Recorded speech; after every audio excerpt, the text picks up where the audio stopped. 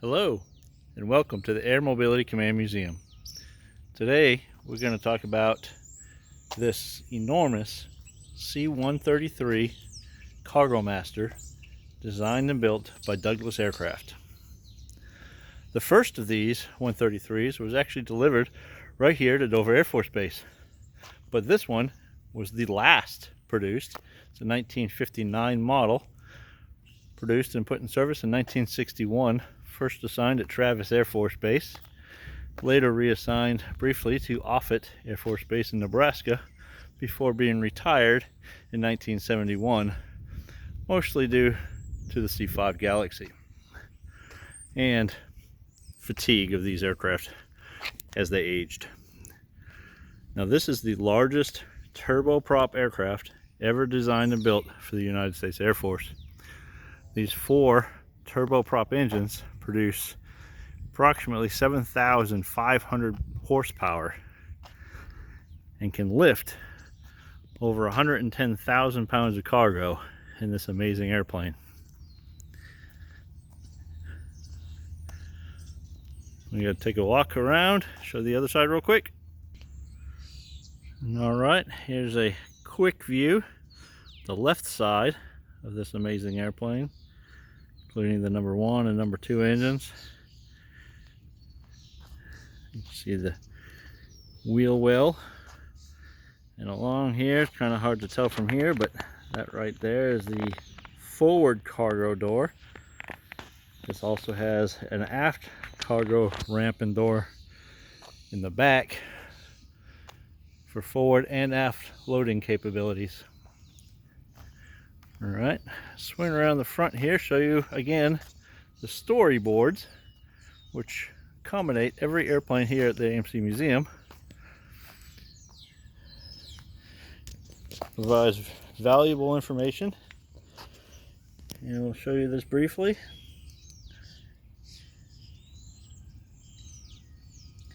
And then we'll go ahead and take a look inside.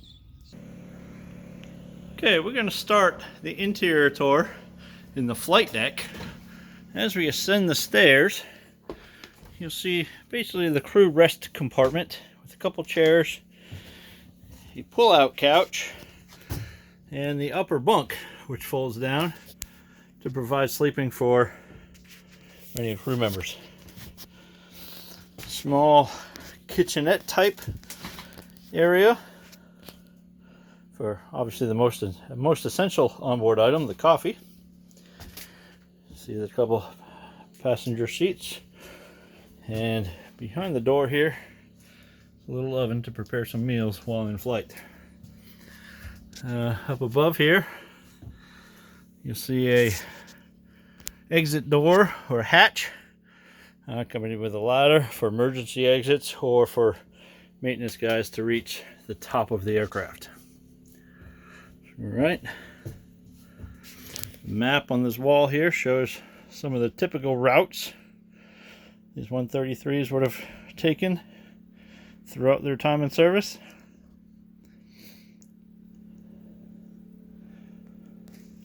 And now we'll round the corner and enter the business end of the aircraft, the flight deck.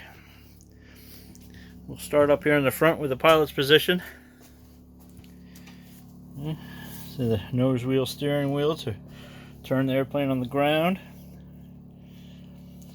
Pilot's yoke and controls, center console, throttle levers.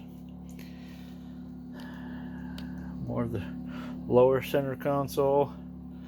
And then over here to the co-pilot's position. Okay, with the radar there. And then the overhead panel. Okay, and as we move back, we'll see here on the right hand side behind the co-pilot the flight engineer seat and station.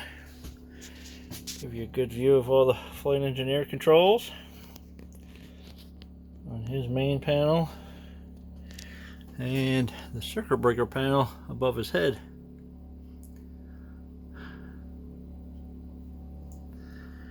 And as we swing around, kind of behind the pilot position, would be the navigator seat and controls and instruments right back over here.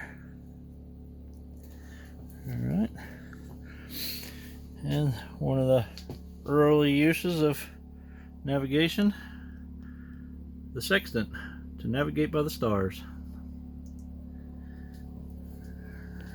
Alright, we'll swing back around back into the crew rest area, and then we'll take a look back at the enormous cavernous cargo bay. Most people are surprised to see a couple vehicles in here. I'll tell you a little bit more about those, but this tour is more for the aircraft itself. Alright, so let's take a look down in the cargo bay. Okay, so here we are in the cargo bay of the C-133 Cargo Master.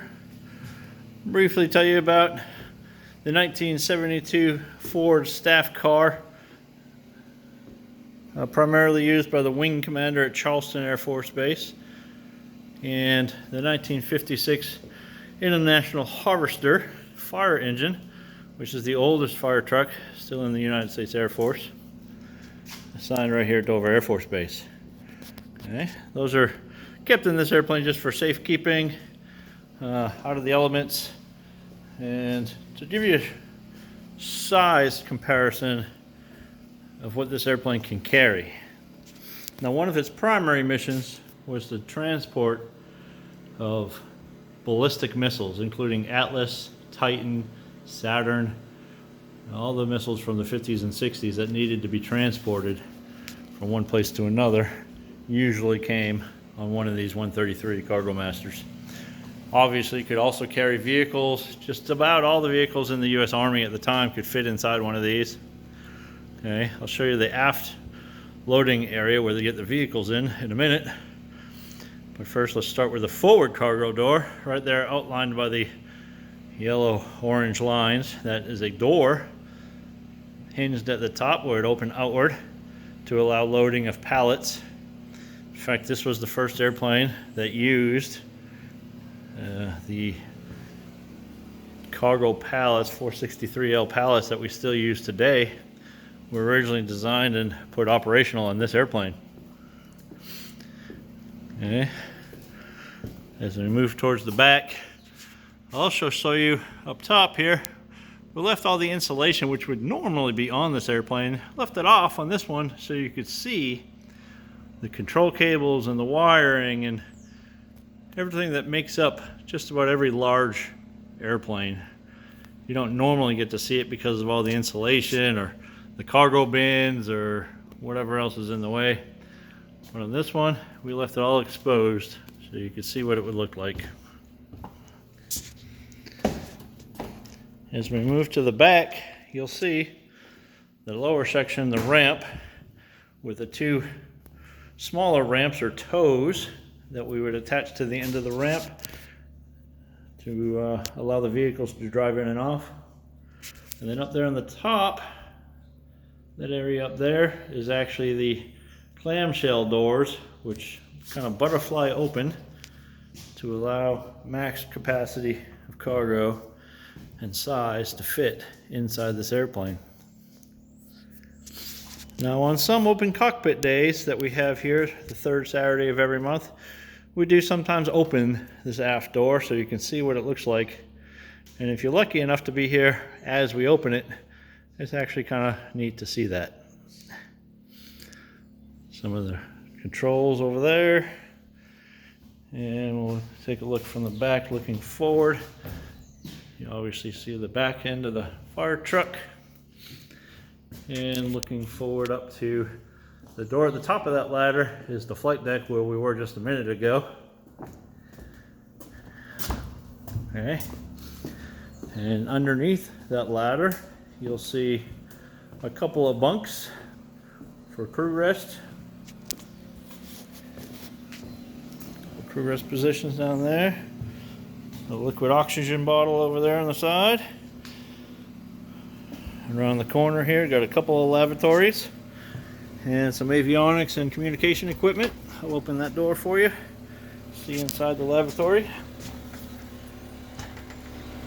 Not much there, but we also use it for storage.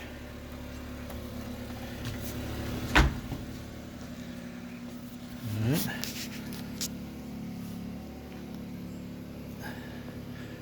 And that is the C-133 Cargo Master built by Douglas Aircraft. Thank you and have a nice day.